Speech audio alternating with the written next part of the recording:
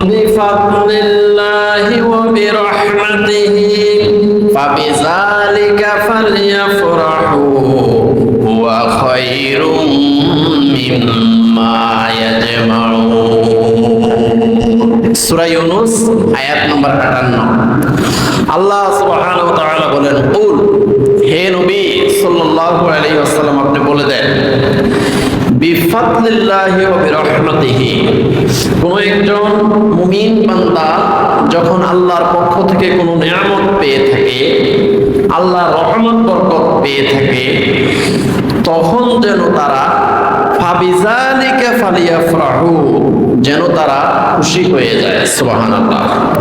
আল্লাহর রহমত পেয়ে, বরকত পেয়ে, করম পেয়ে, আল্লাহর নিয়ামত পেয়ে খুশি হওয়ার জন্য আল্লাহ পাক রব্বুল আলামিন এখানে সরাসরি নির্দেশ দিয়েছেন। তো এখন আমাদের প্রিয় নবী সাইয়্যিদুল মুরসালিন রাহমাতুল লিল আলামিন মুহাম্মদুর রাসূলুল্লাহ সাল্লাল্লাহু আলাইহি ওয়াসাল্লাম এই রবিউল আউয়াল মাসের 12 তারিখ সোমবার সুবহে সাদেকের সময়ে পৃথিবীতে আগমন করেছেন। এই জন্য আমরা খুশি না বেজার? আমরা সবাই খুশি। তো এখন আল্লাহ সুবহানাহু ওয়া তাআলা বলেন আমার নিয়ামত পেয়ে, আমার রহমত বরকত পেয়ে কোন মুমিন বান্দা যদি খুশি হয়ে আনন্দিত হয়ে আলহামদুলিল্লাহ বলে, এই আলহামদুলিল্লাহর ওজনটা হলো হুয়া খায়রুম মিম্মা ইয়াজমাউন।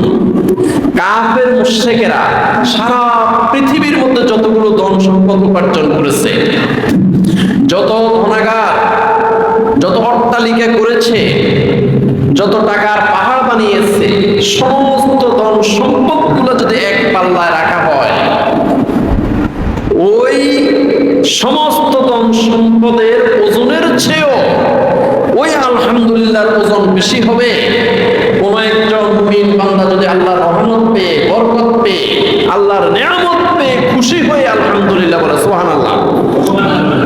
প্যারা হাজরিন, তো আসলে আমাদের প্রিয় নবী সাইয়্যিদুল মুরসালিন রাহমাতুল লিল আলামিন শাফিউল মুজনিবিন মুহাম্মদুর রাসূলুল্লাহ সাল্লাল্লাহু আলাইহি ওয়াসাল্লাম এই রবিউল আউয়াল মাসে এই পৃথিবীতে আগমন করেছেন। এই জন্য আমরা খুশি হয়ে একবার করে আলহামদুলিল্লাহ। প্যারা হাজরিন, এটাই আল্লাহ পাক রব্বুল আলামিন বলেছেন হুয়া খায়রুম মিম্মা ইয়াজমাউন। আল্লাহর নিয়ামত পেয়ে কোন বান্দা যদি আলহামদুলিল্লাহ বলে, এটার ওজন হবে